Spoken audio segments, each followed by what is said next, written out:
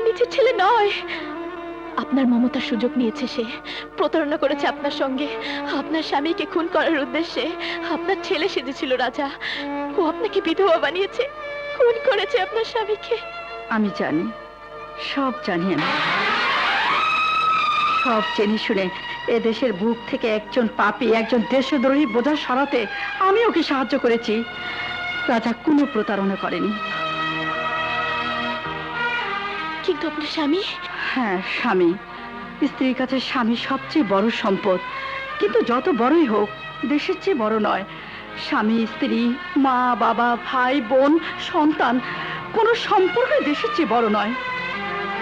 একটা কথা শুনে রাখো মা, দেশের জন্য যারা জীবন দেয় তাদের বলা হয় শহীদ। আর দেশের মানুষের জন্য, দেশের স্বাধীনতার জন্য যারা দেশের শত্রুকে হত্যা করে তারা খুনি নয় মা, তারা বীর, বীর যোদ্ধা তারা। রাজার বাবা? হ্যাঁ, সেই কাহিনী শুনতে হলে তোমার মনকে শক্ত করতে হবে নূপুর। আমি আসলে আসলে আমি কিচ্ছু বুঝতে পারছি না, তবু সেই কাহিনী শুনতে চাই। বলুন আপনি। সেই কাহিনী শুরু 20 বছর আগে কক্সবাজারে। সেখানে তোমার বাবা আর আমার স্বামী একসঙ্গে পুলিশে চাকরি করত। ওদের উপর দায়িত্ব ছিল ডিপার্টমেন্টের অস্ত্রের চালান বিভিন্ন জায়গায় পৌঁছে দেওয়া। প্রায় সে অস্ত্রের চালান লুট হয়ে যেত। ডিপার্টমেন্টে রিপোর্ট যেত দুষ্কৃতিকারীরা লুট করে নিয়ে গেছে। কিন্তু আসল ঘটনা হলো তোমার বাবা আর আমার স্বামী তাদের তৃতীয় পার্টনার কুদ্দুসের সঙ্গে মিলে গার্ড পুলিশদের খুন করে লুটে নিত অস্ত্র আর বিক্রি করত তাদের গান বক্স কহর বক্সের কাছে। ওরা তাকে সংক্ষেপে রাখতো বক্স বলে। রাজার বাবা এসপি জামান একবার ওদের হাতে নাতে ধরে ফেলে। ওদের নিজেদের অপরাধ ঢাকা দেওয়ার জন্য নির্মমভাবে খুন করে রাজার বাবাকে। শুধু তাই নয়, সেই বীর শহীদের মাথায় তারা লেপে দেয় অস্ত্র লুট করতে এসে নিহত হওয়ার কলঙ্ক। Order, order. সাক্ষীদের বয়ান শুরু করুন। আমরা কক্সবাজার থেকে টেকনাফের দিকে অস্ত্রের চালান লইয়া যাইতেছিলাম ইউনিয়নের কাছে।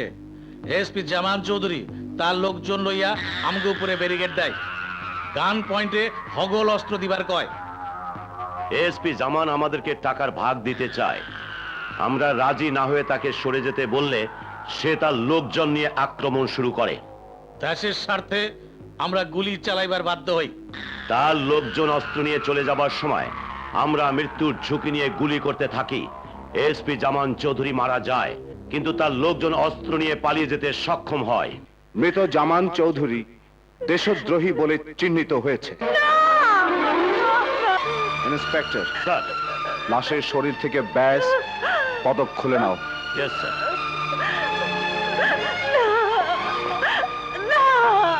ভাবি, আপনি সরে যান, সরে যান।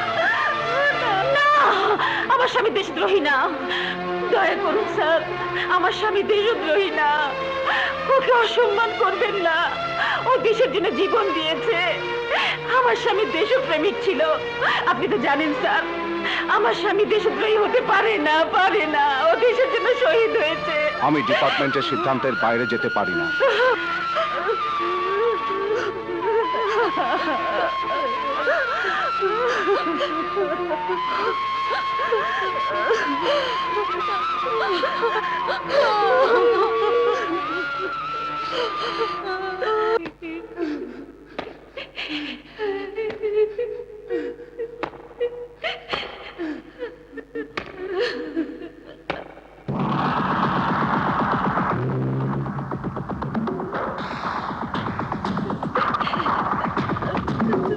বন্ধ করো।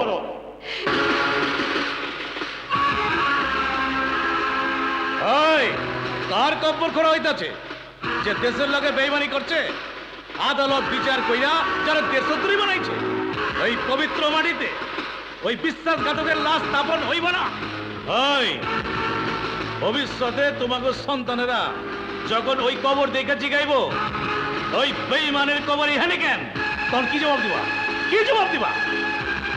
আর দেশদ্রোহী লোক খারাপ জিনিস, আর খারাপ জিনিসের সম্মানের সাথে দাপন হইবার পারে না। ওই লাশ উঠায়া সাগরে ফেলায় দে।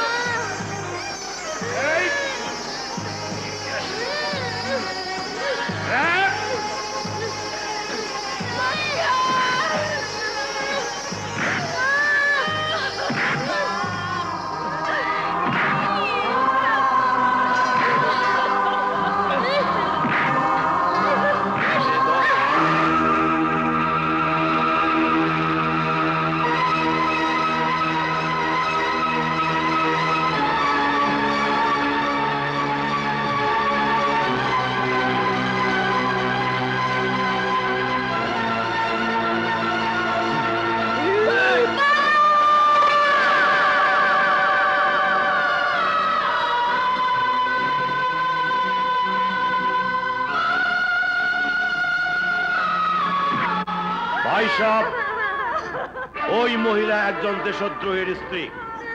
সাধারণ মানুষের মাঝে ওকে মিশতে দেওয়া যায় না এবং তার জন্য একটা ব্যবস্থা নেওয়া হবে যাতে সবাই ওকে দেখলেই চিনতে পারে একজন বেঈমানের স্ত্রী।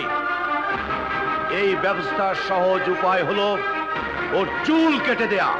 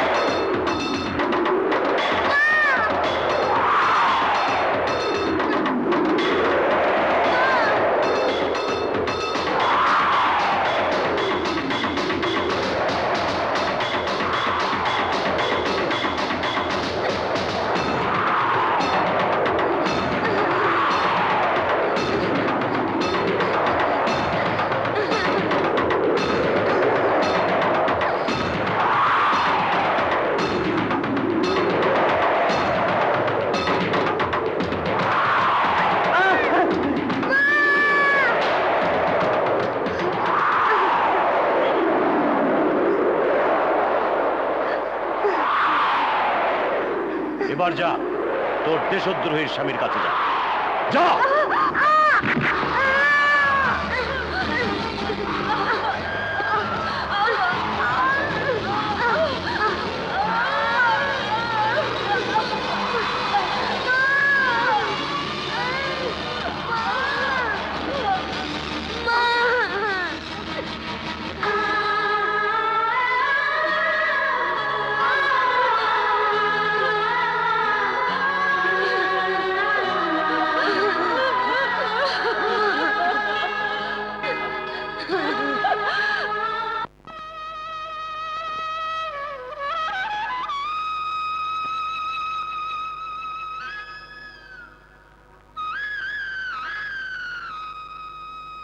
বোন,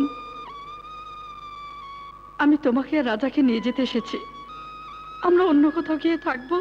না বোন, আমি যদি এখান থেকে চলে যাই আমার স্বামীর আত্মা কষ্ট পাবে, ভাববে আমিও সবার মতো দেশদ্রোহী মনে করে ওকে ছেড়ে চলে গেছি। তুমি বরং রাজাকে এখান থেকে নিয়ে যাও। কিন্তু ও তো ছোট মানুষ, তোমাকে ছাড়া কেমন করে থাকবে? আমাকে ছেড়ে থাকাটাই ওর জন্য ভালো। এখানে থাকলে আশেপাশের মানুষেরা ওর বাবার কথা স্মরণ করাতে করাতে ওকে মেরে ফেলবে। ওকে নিয়ে যাও, নিয়ে যাও ওকে। মা, আমাকে ছেড়ে তুমি থাকতে পারবে? না বাবা না, কে বলেছে আমি তোকে ছাড়া থাকবো? তুই তো সব সময় আমার নিঃশ্বাসের সাথে এই বুকে থাকবি। যা। ঠিক আছে মা, তুমি যখন চাও আমি চলে যাই, তখন আমি চলেই যাচ্ছি।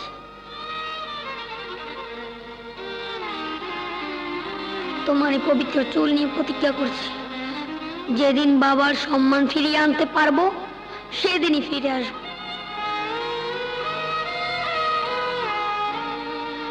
আর সেদিন থেকে আজ পর্যন্ত সেই মা তার ছেলেকে দেখেনি, ছেলেও তার মাকে দেখেনি। সমুদ্র পাড়ের উত্তপ্ত বালুতে স্বামীর কবরের পাশে বসে 20 বছর ধরে সেই মহামানবী আজও মানুষের ঘৃণা আর তিরস্কার সহিত দিন কাটাচ্ছে। রাজা সেই মায়ের কোলে ফিরে যাওয়ার জন্য আজ প্রস্তুত হয়েছে। কিরে রাজা, তোর চোখে পানি কেন? আমাকে বিধবা করেছিস বলে তুই কি ভেতরে ভেতরে কষ্ট পাচ্ছিস?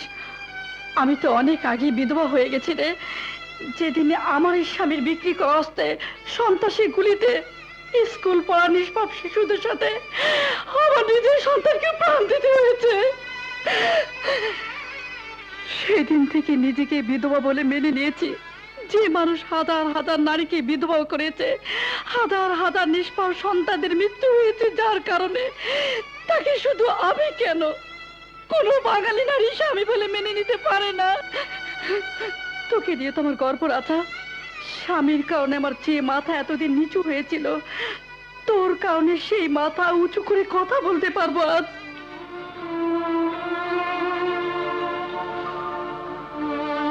মা, সবাই বলে মানুষের জন্য খোদার সবচেয়ে বড় দান হলো তার মা। আমি কত ভাগ্যবান যে দুটো মা পেয়েছি আমি।